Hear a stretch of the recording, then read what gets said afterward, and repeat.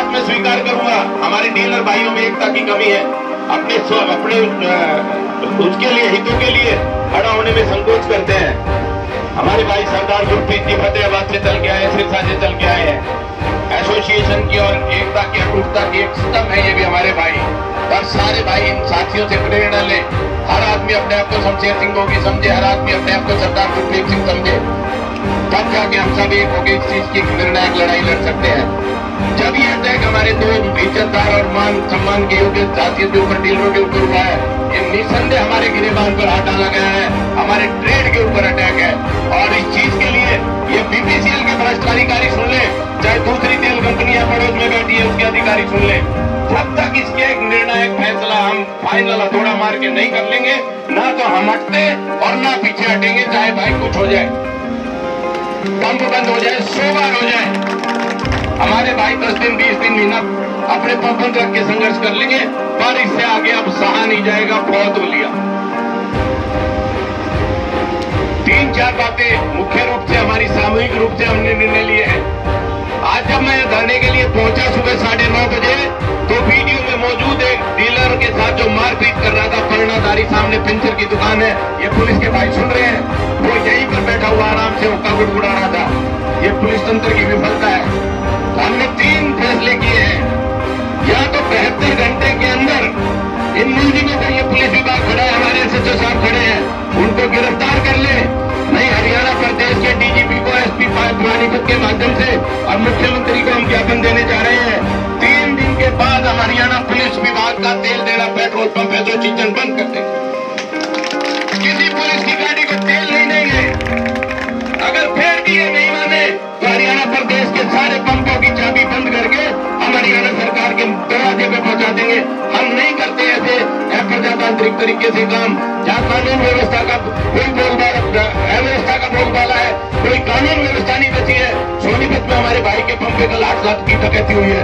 रोजाना ही जी पैसे के चक्कर में हमारे सेलमैनों के ऊपर अटैक करके पैसा छीना जाता है। पुलिस वाले, हरियाणा पुलिस में बड़े दावे के साथ कहता हूँ, हमारे पंपों से तेल भरवाती है, उधार में तेल भरवाती है, और काम क्या करती है, ओवरलोड वालों से पैसे लेने का काम करती है। कोई एफआईआर दर्ज कराने चले जाए, उससे पैसे लेने का काम करिए। इस भ्रष्ट अंदर को सिवाय पैसे कमाने का कोई काम नहीं रहेगा। मेरा निवेदन है, हमारी आपसे कोई लड़ाई नहीं है पुलिस विभाग से, पर ये जो सामने चोर उचक्के बैठे हैं, जो हमारे हितों पर नजर डालकर हमारा तेल बेचकर या निर्विवाद रूप से कबीरे का काम करते हैं, ये सब आपके संरक्षण में हो रहा है और इस चीज को बर्दाश्त नहीं किया जाएगा। हम हर लड़ाई लड़ेंगे, ईंट से ईंट बजाने को तैयार है और इस तंत्र को खत्म करके दम लेंगे। ये हमारा आखिरी प्रण है। और इसके लिए हरियाणा प्रांत का एक पंप बंद हो जाएगा। ऐसी अव्यवस्था फैल जाएगी, समझ में नहीं आएगा इस प्रदेश सरकार के भी। हम सरकार के खिलाफ नहीं है, हम कानून व्यवस्था की जो बिगड़ती हुई स्थिति है इसके खिलाफ है। हम पुलिस विभाग के खिलाफ नहीं है, पुलिस विभाग दोषियों के खिलाफ एक्शन नहीं ले रहा, इस बात के खिलाफ है। कैसे हो सकता है कि पुलिस की मिली भगत के बिना सामने पेट्रोल पेंटर की दुकान चलाने वाला जो दिन कलेश जी को सबसे पहले थप्पड़ जिसने मारा, वो आदमी आज भी पहला बांध के यहाँ बैठा है। लानत है इस विभाग के ऊपर। हम व्यापारी आदमी है, प्रजातांत्रिक तरीके से विरोध करना जानते हैं, पर जब पानी सर से ऊपर हो जाएगा तो कोई भी कदम उठाने के लिए हम मजबूर होंगे। लॉ एंड ऑर्डर की स्थिति हम नहीं बिगाड़ेंगे, गांधीवादी नीतियों में आस्था रखते हैं, पर कोई बात अगर आएगी तो हम टकराने से भी पीछे नहीं आएंगे। ध्यान से सुन ले, प्रशासन खड़ा है, सीआईडी के लोग खड़े, हमारे आदरणीय योगी जी हमारे बीच में मौजूद है। इसके बाद इन फैसलों में और कोई अमेंडमेंट अगर वो करना चाहेंगे तो उनकी सहमति से और उनके आदेश से हम आज बात मानेंगे। मैं आदरणीय योगी जी से भी निवेदन करूंगा, दो शब्द करें। देखो, फैसला तो प्रधान जी आपने सही कर, लेकिन लागू अगर सही हो गया, फैसला करने में लागू करने में फर्क है। अगर यहाँ से घर जाते जाते पीछे से फोन आ जाए सेल दफ्तर का, तो क्या कहोगे?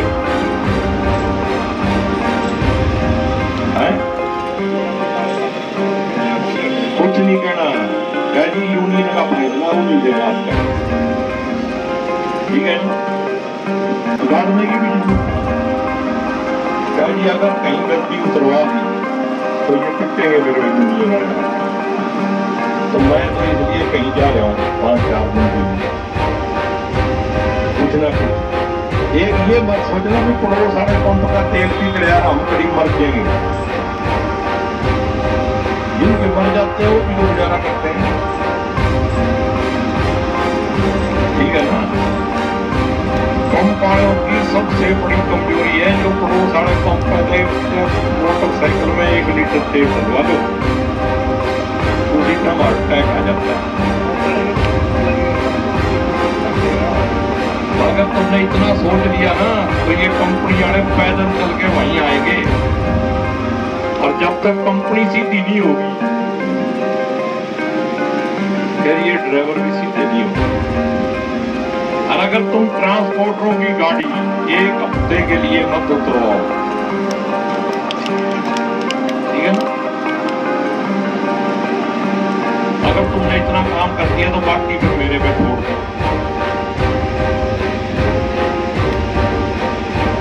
मतलब लागू करियो, ये ना हो कि फिर मेरे कोई फोन करके दूसरे कहने लगे बताइए वो आप तो कह रहे थे ऐसे करना, वो तो दूसरे तो ऐसे कर दिया।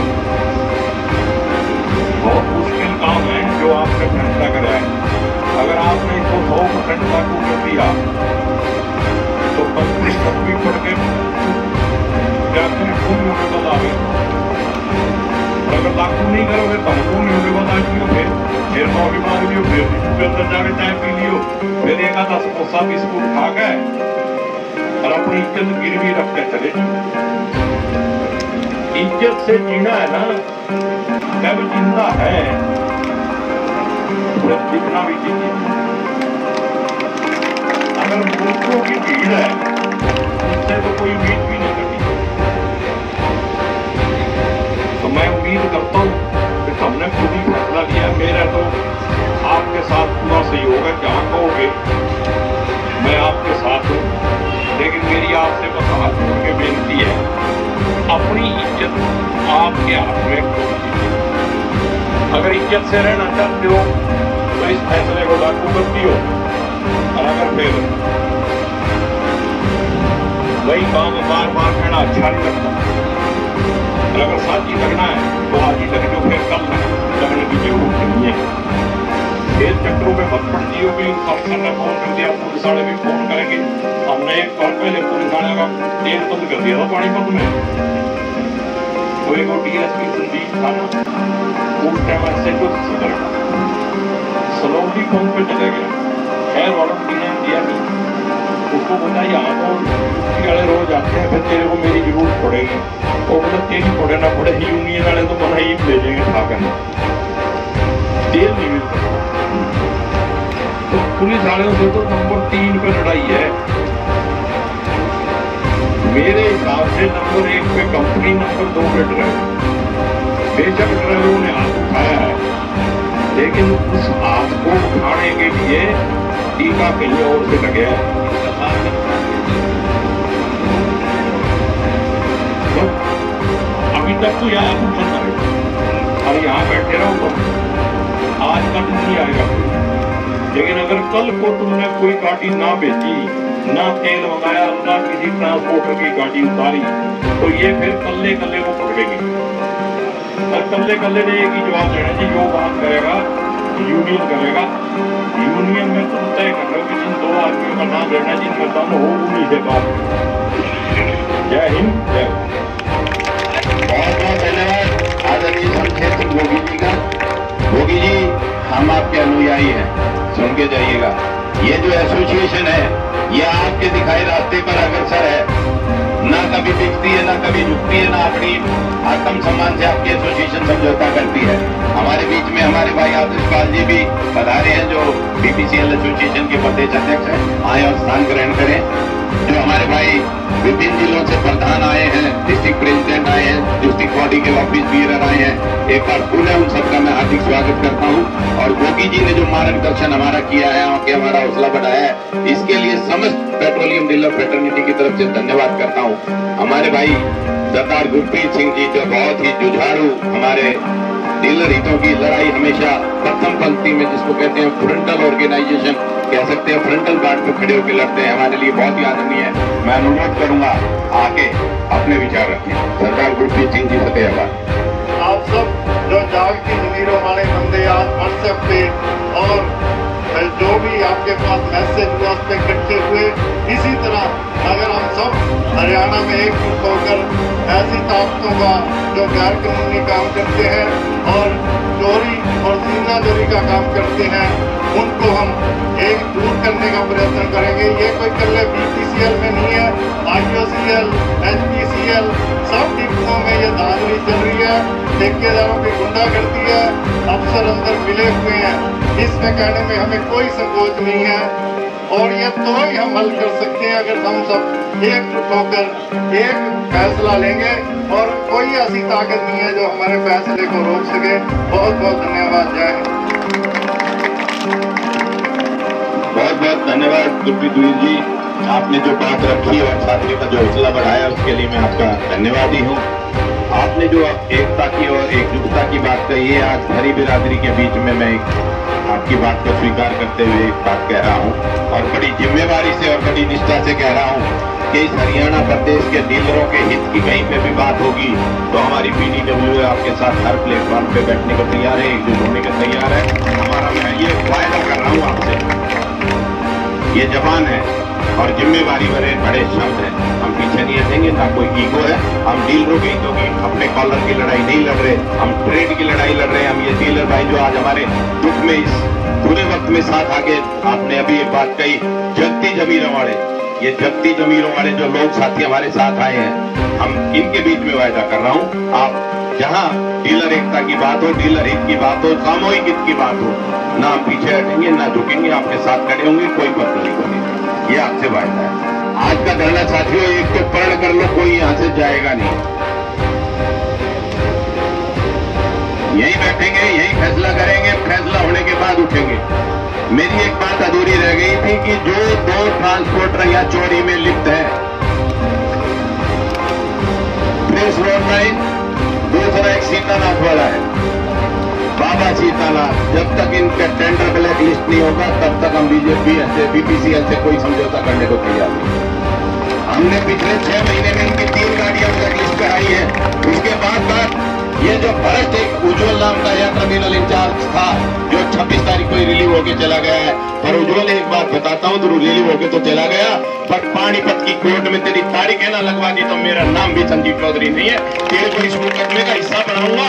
तो 26 तारीख को जिस दिन हमारे डीलरों के ऊपर हाथ उठाया गया, उनके ऊपर चोट मारी गई, उस दिन तो वो ऑफिशिएट कर रहा था 4:30 बजे, तूने 5:32 पे यहाँ से चार्ज छोटा है, तेरा इलाज करेंगे, तू कहीं चला जाना हिंदुस्तान में। जो डीलरों के गया है ये डीलरों के हितों के अगेंस्ट। अरे हम तेल बेचते तो तुम्हारे बच्चे पलते हैं, हम फ्रंटल पार्ट है इस पेट्रोल पंप व्यापार का। हमने कोविड में तेल बेचा जब सारा देश लॉकडाउन में बंद था, हमारे डीलर खड़े रहे पेट्रोल पंपों पे दिन रात, जहां मौत का डर लगता था, हमारे सेल्समैन अपने बच्चों को छोड़ के दिन रात तेल बेच रहे थे। भूल गए इस बात को?